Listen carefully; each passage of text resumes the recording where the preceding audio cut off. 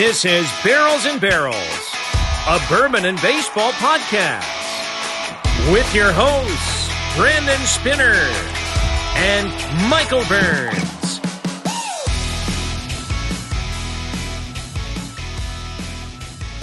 And welcome into another episode of Barrels and Barrels, a bourbon and baseball podcast. I am Brandon Spinner, alongside my partner in crime, one of my good buddies, Michael Burns. Mikey, it's been a while. How you been, dude? We're hanging in there, man. We're getting ready for some great bourbon and some great baseball times, my friend. Yes, baseball season is here. Spring training started, but this is not going to be an episode about baseball. We may chime in a baseball thing here or there, but today, this is dropping. This episode drops on March 3rd of 2023, which is known as Bottled in Bond Act Day. And Bottled in Bond is a big thing in the whiskey world.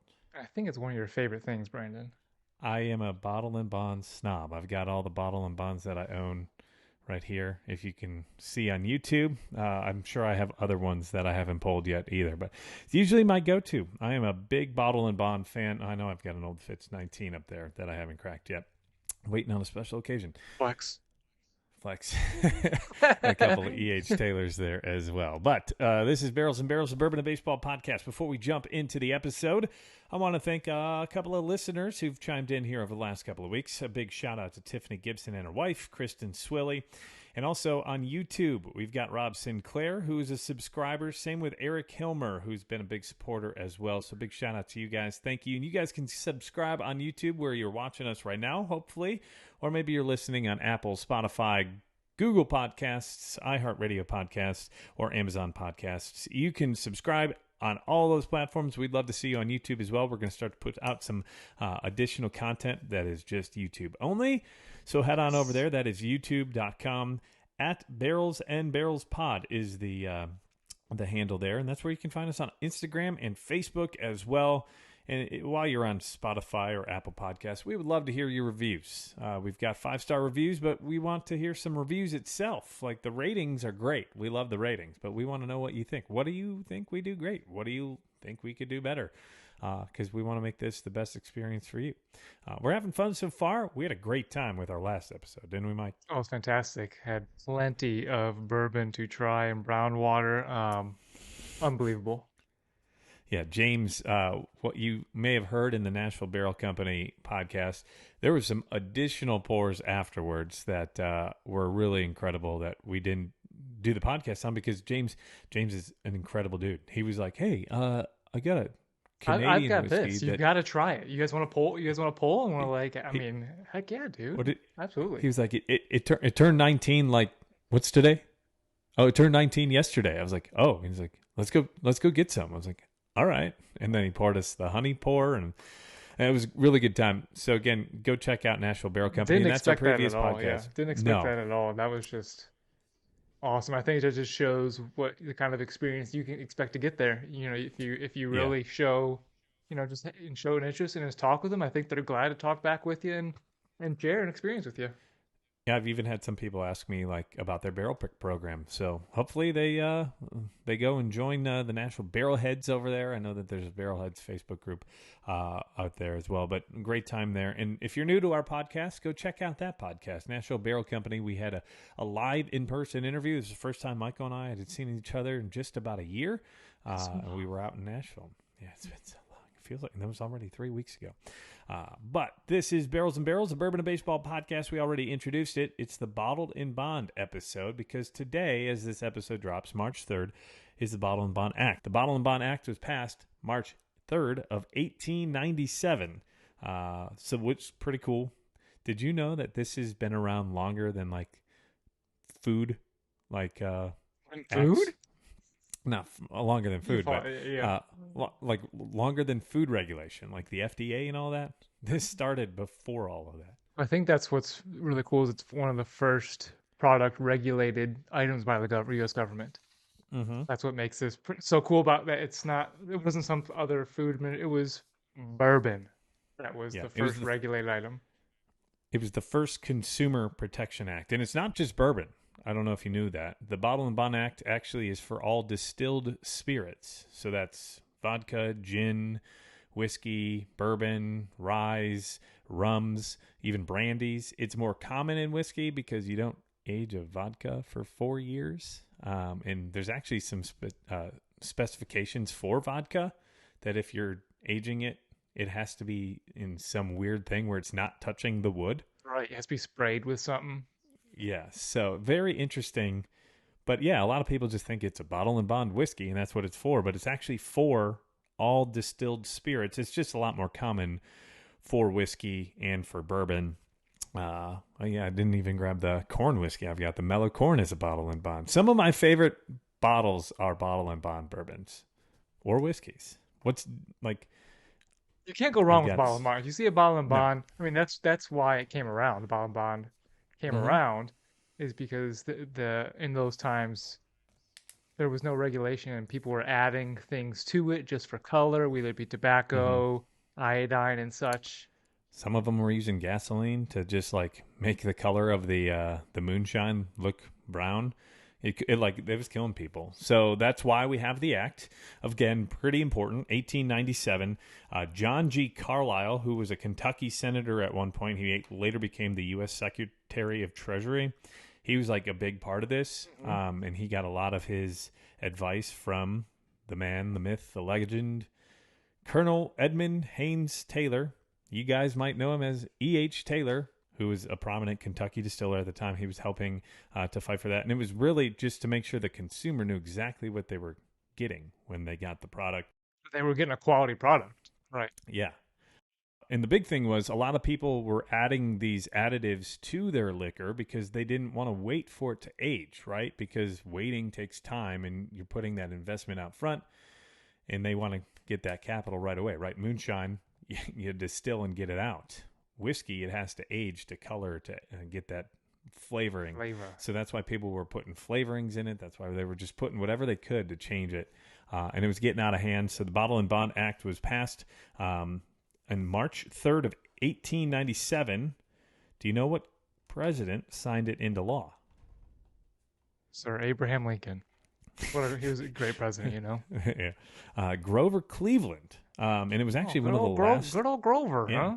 It was actually one of the last items of business he did because he retired from presidency the next day, March 4th of 1897.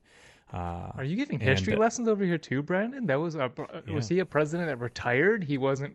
Well, no, it was like the end of his term, but that was the only president who served 2 non-consecutive terms, and this was his second term, which lasted from 1893 to 1897.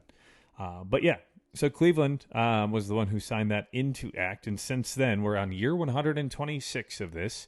The popularity did dip into the 60s, 70s, and 80s because a lot of people were going for the lower proof juice, and that's one of the things with bottle and bonds is that there are some stipulations. Not just you can't add coloring or anything.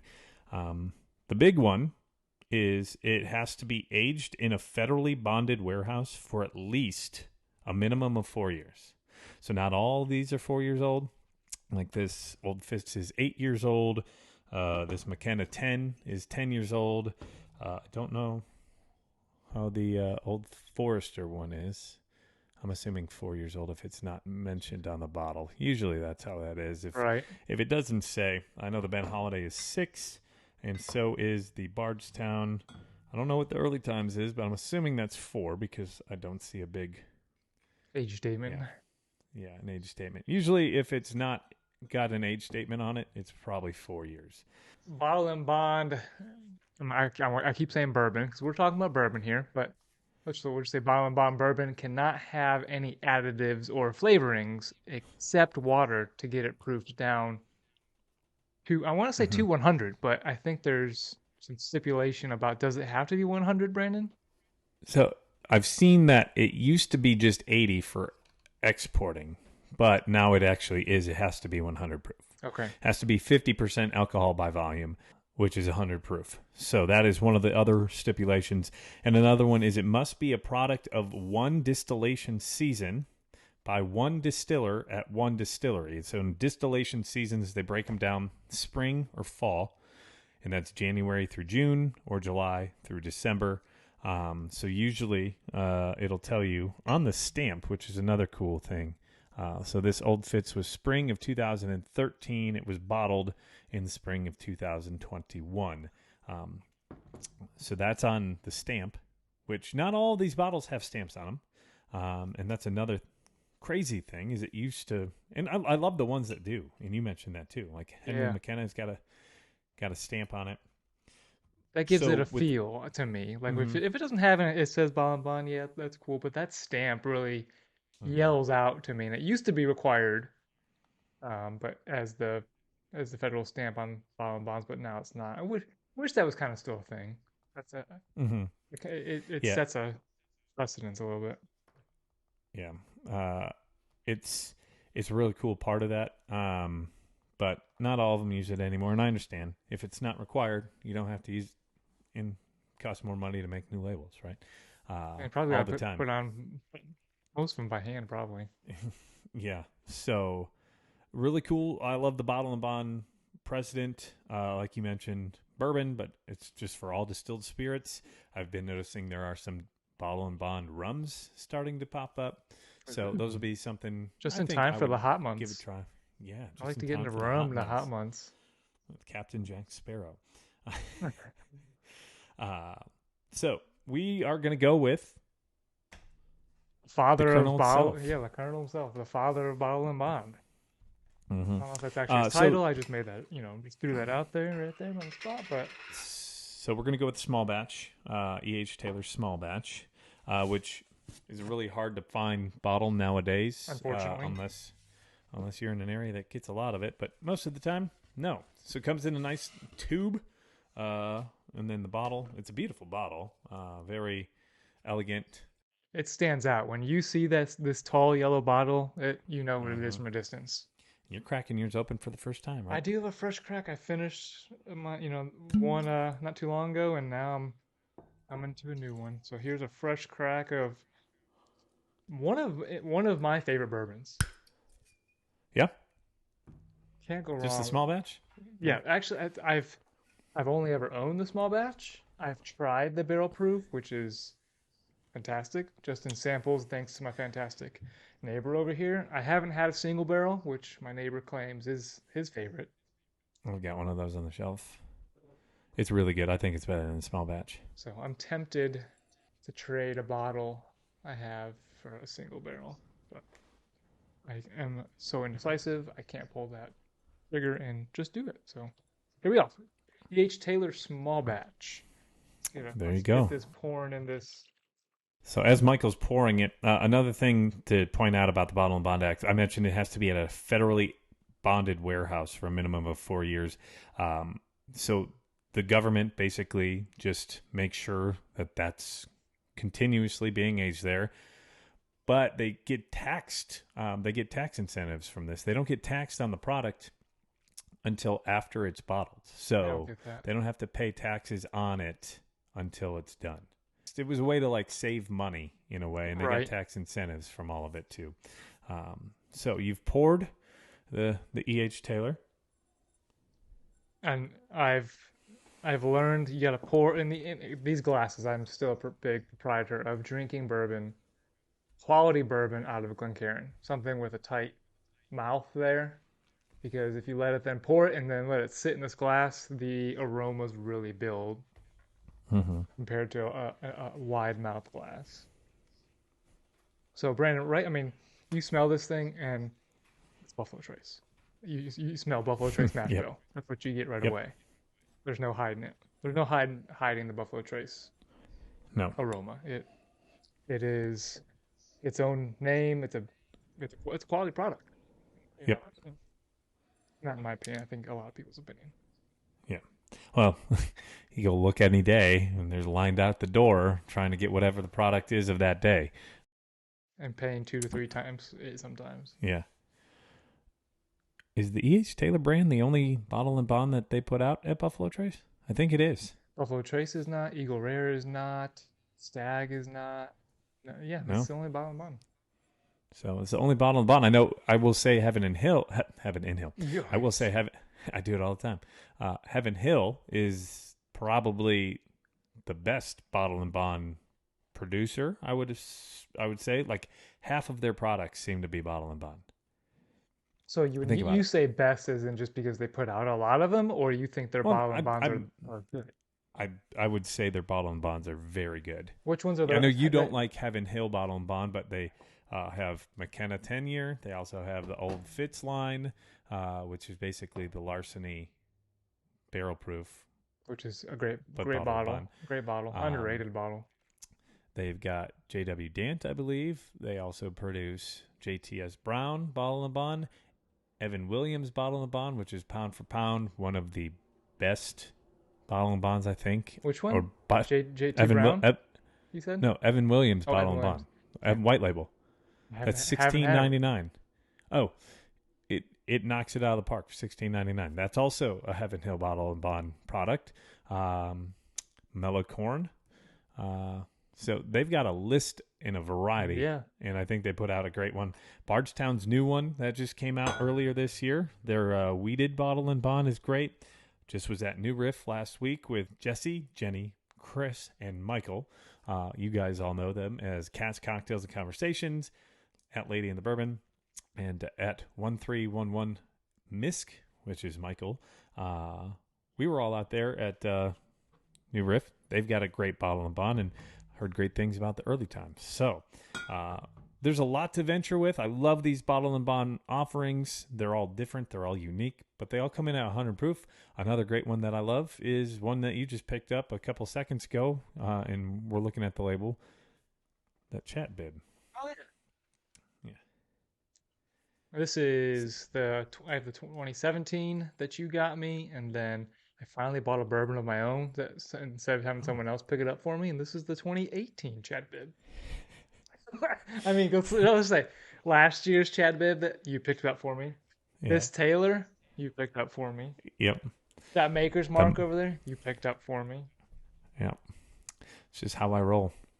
So, what do you get on the nose off the Taylor, like the notes itself? For me, it's caramel. I get a caramel that it's that signature Buffalo Trace caramel note is what I get. It's a sweet note. And actually, when I was first getting into bourbon, I thought this was too sweet. Not this Taylor, Buffalo Trace. I was like, I'd had maybe like 4 or 5 bourbons at this point in my bourbon tasting career.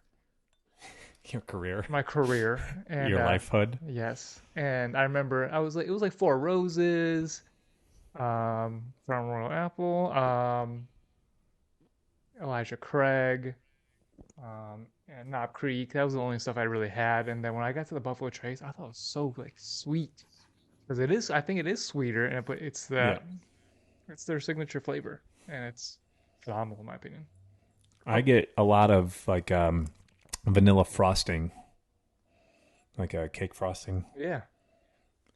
Which is on the sweeter note. Right. Vanilla frosting, caramel. That's the left nostril. What about the right nostril for you?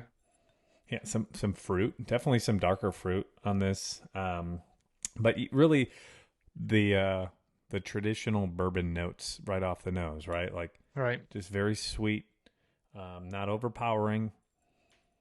I mean, it smells like 100 proof. Not too corny, No. I just took a sip to get the mouthfeel. And for a second, I forgot we were talking Buffalo Trace so much. I thought we were drinking Buffalo Trace. I was like, damn, it's a little hotter on my first sip than 93?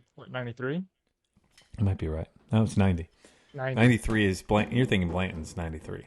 Okay. That's a Buffalo Trace product, basically, isn't it? Yeah. Blanton's is, yeah. Yeah. It's a different mash bill, high rye mash bill. Or higher rye. So, off the palate, what do you get? All right, well, I've got my acclimated sip. Let me pour a... Mm-hmm. And again, this is, to me, it covers everything. This is a bourbon, right? This is a bourbon's bourbon right here. Mm-hmm. I get that Buffalo Trace caramel. I keep saying it, but caramel. I do get that finish. It isn't more oily, but it's not a light oil type of texture. Where some stuff can get syrupy at the lower proof. I think when you get to the 80s and 86, there's a couple of them that I just don't enjoy for that reason. It's too heavy. It's too syrupy. And this isn't. But then the problem is on the other side of the spectrum, when you get oily, it doesn't sit in your mouth. Then you do the chew, you swallow the bourbon, and then the flavor's gone because it's so light. And I think this is on that lighter side, but it's such a good flavor that it sticks around. Definitely. It's got enough of a heavy flavor. So I get the oak for sure, cherry, and caramel. There's a little leather to me. Even some honey came through, and a bit of white pepper. It became more of an oaky cinnamon for my finish. That's what I thought. With it's not overpowering at all. No, it's bottle and bond, so it's right at 100 proof. So you're not going to have that big tingle like you normally would, and it's not thin like a lower proof pour. Right. I think it starts out with that sweetness, and then like you're saying that pepper at the end. Mm-hmm. But it's not a burning pepper. It brings everything together. Definitely. And definitely get the wood notes out of that as well. So I was going to say, on our rating system, the Barrels and Barrels of Bourbon and Baseball podcast rating scale, this is one of those, like, I guess, normal bottles. Like, we've had different special, even limited releases or bottles that you can't really find all the time. But this is one of those that is just like a traditional bottle. So I think that might be our first one that we've rated that way. Do you know what I'm saying? More of a rather than a Well, everything we've done as of late has either been something way different or like a limited time offer, right? Yeah. Like it's a This limited release. This is is a something you product theoretically line. should be able to find every day, right? Right. Yeah, it's a consistent product line. That's what. Good call. So, where do you rate that on our Barrels and Barrels of Bourbon and Baseball podcast rating scale? Being that this is a go-to for me. I will if I see it for the right price, I will always buy it. I don't care how many I have. The fact that I only have this one now, this was my backup. But Mm-hmm. anyways, this is one of my favorite pours because it's classic. It's got all the flavors that you look for in a bourbon. This is absolutely an all-star for me. All star. There it is. Hey now, you're an all star. Play it. Pew, pew, pew. Bow, bow, bow, bow. We don't have the soundboard yet, so I'm going to have to give my own sound effects. But there it is, another all star from Michael Burns. The Taylor, the Colonel himself. Small batch. This is the lowest of their line. They've got several different offerings, but this is the more wider available, with quotation marks. Right. Because it's a Buffalo Trace product and it's hard to find nowadays. I'm going to go everyday player. I think that there's better juice out there, but I do think that this is solid. It's an everyday kind of guy that you're going to go to. I do want an extra. I have 2 or 3 extras maybe, depending on. I know I've got 2 extras and then 1 single barrel of the 4 behind me. So, yeah, I'm going to go everyday player. It fits in the lineup. It's going to be a consistent player. Maybe an all-star if it's a single barrel or if it's a different version of their line. Warehouse C, there's 4 grain. There's also, I believe they've got the seasoned wood, the biggest unicorn in the world for a meteorologist, the tornado surviving E.H. Taylor, which is only $8,000 online right now. So, yeah, if any of our fans Ben would love to send a sample if they've got it. I don't know if he's got it. I know the one who would have it is probably not even listening to us. It's Dan. It's at Heavy Bourbon on Instagram. He's got all the Taylor, but it's not just Taylor that is bottle and bond. As we mentioned, there's a ton. Do you have a favorite? Is it E.H. Taylor? Is that your favorite bottle and bond? Yes, bottle and bond. This is probably my go-to bottle and bond. If I had to pick, man, that's tough. Oh, I know which one's your favorite, Brandon. It's Old Fitz. I'm probably going to go the Old Fitz 8. I know you don't like the Heaven Hill Bottle and Bond. I enjoy that one. I've had several bottles of McKenna. McKenna, the only reason I don't love it is because it's very inconsistent because it's a single barrel as well. So you can have some bomb McKennas and then you can have some bomb I had that exactly. My first one. It wasn't McKenna. Actually, yes, it was McKenna. My first one was bomb. My second one, I was expecting it to be bomb as well, and It wasn't bad, but it wasn't bomb. No, That's the risk you get with So, single you're talking about with the Taylor. You're saying, Yeah. hey, the Taylor might be better. Yep. So I'm going to go with Old Fitz 8-year. That's probably the best bottle and bond I've had, but I can't wait to crack the 19. I'm sure that'll be solid as well. I do have some trivia for you.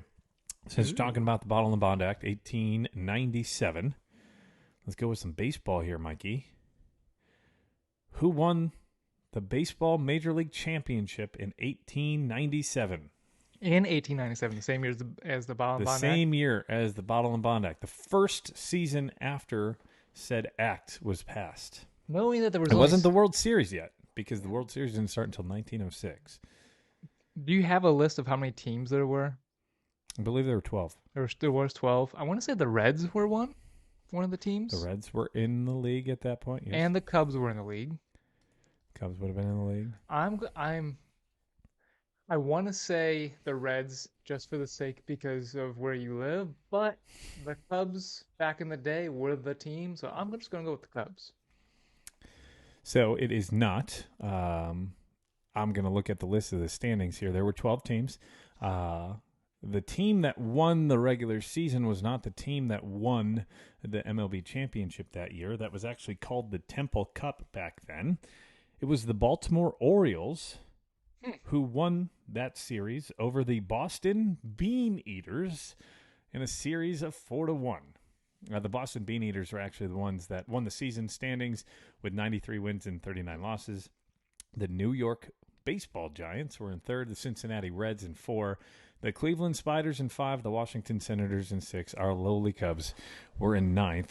Other teams that still are around had the Pittsburgh Pirates, Philadelphia Phillies, and then there was the Louisville Colonels and the St. Louis Browns. The other teams I skipped over, the Brooklyn Bridegrooms and the Pittsburgh, I said the Pirates already, didn't I? Yeah. The Chicago Colts, actually. That's what the team's name was. The Chicago Colts. The Bean Eaters and the Bridegrooms? The Bean Eaters, yes, which actually ended up being the Boston Braves, I believe, for a short period of time before they moved to Milwaukee and then ultimately Atlanta. So the Boston Bean Eaters were the Atlanta Braves, yes. So that's your baseball trivia. We are here in baseball season. Spring trainings began, so you can expect more baseball content here on Barrels and Barrels, a Bourbon and Baseball podcast over the next couple of weeks as we're getting closer and closer. We're now in March, opening day. I can't believe it's March already, man. Can't believe it's March already. 4 weeks from today, opening day. Fantasy baseball drafts are people are getting ready for that. We always wait towards opening weekend to do that for injury's sake, but man, this is one of the most exciting times of the year for fantasy baseball. Yeah, fantasy baseball. Mike will have some more stuff on that on our Instagram page, which you can follow us on, Barrels and Barrels Pod. Also, Facebook, Barrels and Barrels Pod. We're on Twitter, Barrels and Barrels. And find us on YouTube. We'd love to get you to subscribe. We're nearly to 50 subscribers. That's a milestone for us. We're at 48 as of this recording. Just go to YouTube, type in Barrels and Barrels Pod, and you should find us. We've got T-shirts I'm wearing on. You're watching on YouTube. You can find that, barrelsandbarrels@gmail.com. Michael, where can we find you on Instagram? I'm on Instagram, BNB, like Barrels and Barrels, BNB_Burns. And I am at whiskey_weather. We've got more baseball content coming up. The World Baseball Classic will kick into gear here soon. We'll have a Bourbon 101 at some point, and more bourbon and whiskey reviews coming down the road, maybe even some scotch. There's a tease. Find us on Spotify, Apple Podcasts, Google Podcasts, iHeartRadio, and Amazon. We would love, please, if you could just rate us and review us on Spotify or Apple. And we'll give you a shout-out if you do give us that review. And subscribe on YouTube, and you might get a shout-out as well. That has been another episode of Barrels and Barrels, a Bourbon and Baseball podcast, the Bottled in Bond podcast. Bottled in Bond. The Bottled in Bond Act, one of my favorite acts. Thank you for listening. Michael, any last words for our friends, families, and viewers? Let's go.